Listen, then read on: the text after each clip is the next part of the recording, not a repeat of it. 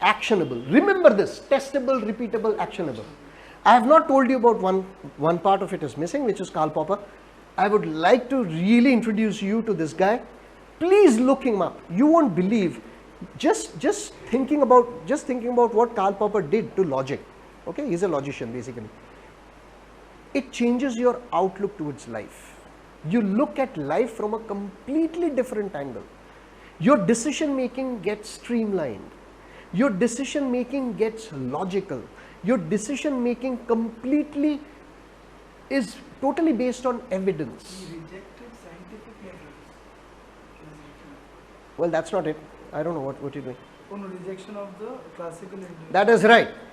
So, do you want to know about Karl Popper? Or we are done? I think. Really? Sorry? I didn't get you.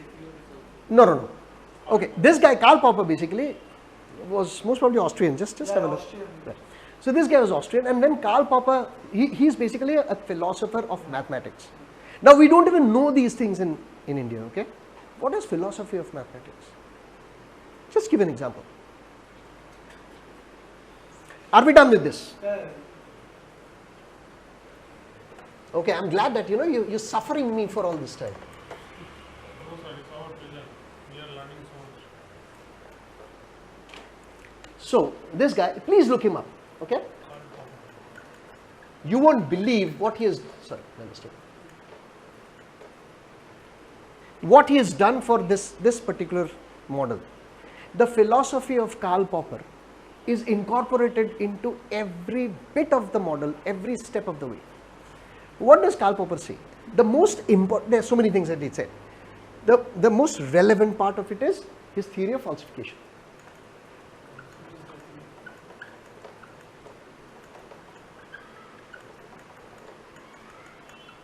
Remember, I told you I would be talking to you about the philosophy of investing, right? These are the theoretical underpinnings, the foundation of what we just learned. Okay? So, theory of falsification. It tries to address the question, how do we know what is right? Yeah. Modally or like what is this mean? Remember, what are we trying to achieve with the model? Right? Make sense? Because we are trying to utilize statistical tools to answer this question. How do we know that this stock is right? How do we know that this timing is right? How do we know this target is right? Oh, you. I know.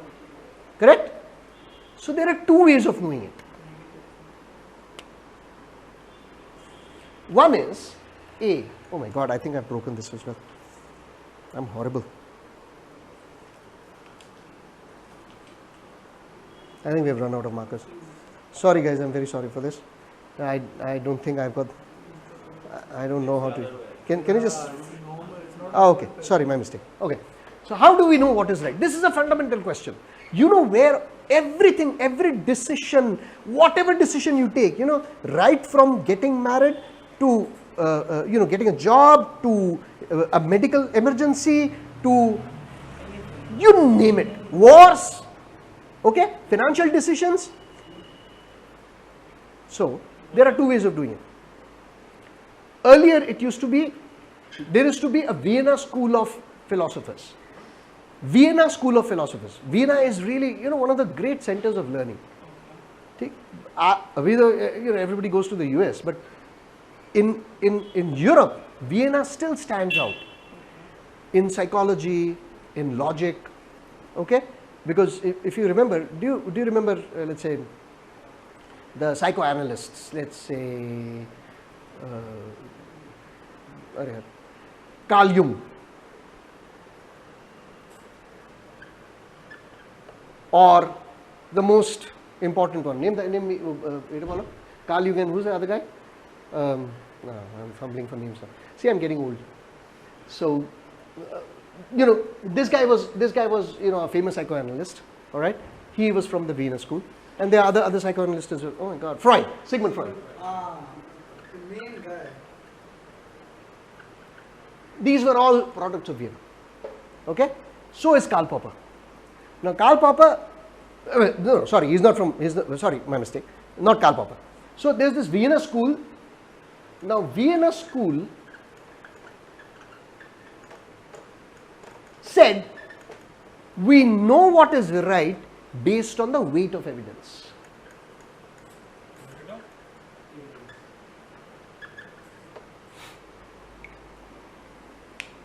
Please think about it.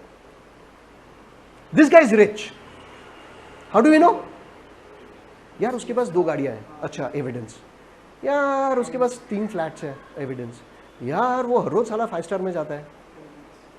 So that evidence keeps on piling up.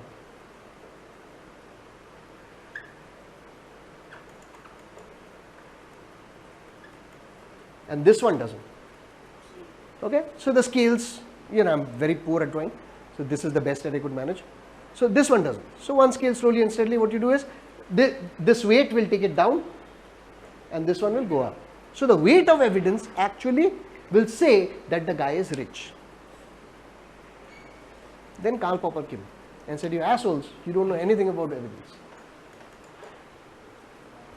Just imagine. Look at the, in India, we really do not think about most fundamental questions. You know why? The reason is our fucked up educational system. There is no freedom given to you. I could do it simply because I had a lot of freedom. If I told you about my past, you'd say this guy is crazy. I got into the best of the best institutes in India, okay, including IIT, IRMA. And I did my BSc in 6 years. Pati BSc. What was I doing? Thinking about these questions. So, my model basically happened because I had a lot of free time to myself. I wasn't competing against idiots. I was just trying to be myself. If you want originality, you will stop. You'll have to stop being asses. Now, the weight of evidence. And what does Karl Popper say? No, sir. It is falsification. Falsification destroys evidence. What a wonderful thing to say. Easiest example, and that is this example actually is given in every damn Karl Popper discussion. It is called the black swan. Black swan. Black swan.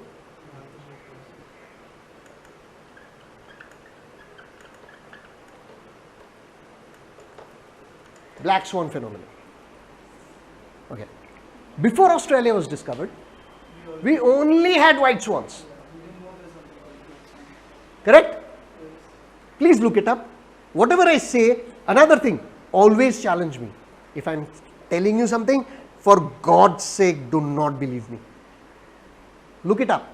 You will. I have educated myself just by not believing. And I am a self-educated man. Forget about what I've done. That doesn't matter. Okay? What matters is how you challenge yourself and other conventional notions, and then once you've challenged them, come up with evidence for or against yourself. That is how you learn. So, Karl Popper, what does say? Falsification destroys the weight of evidence. How? Let's take the same example, weight of evidence, Vienna School. So, if somebody said all swans are white, please look, this is a logical question. Sorry, this is my mistake. This is a logical assertion.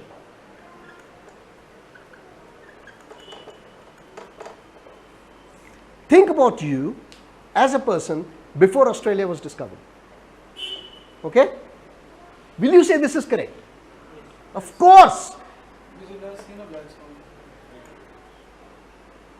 And then you discover, I think it was Thomas Cook who discovered Australia, if I'm not wrong. Yeah, possible. Right? So out goes Thomas Cook to literally the backwaters of the Pacific. What does he find? Oh my goodness, there are black swans everywhere. So just imagine one black swan against 200,000 white swans.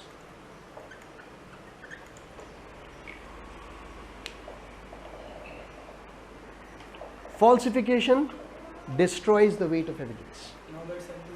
It took just one black swan to falsify all swans are white. Correct? Now, how do we use this in our model? We use this to filter our stocks utilizing falsification. How do we do it? We say this is our model.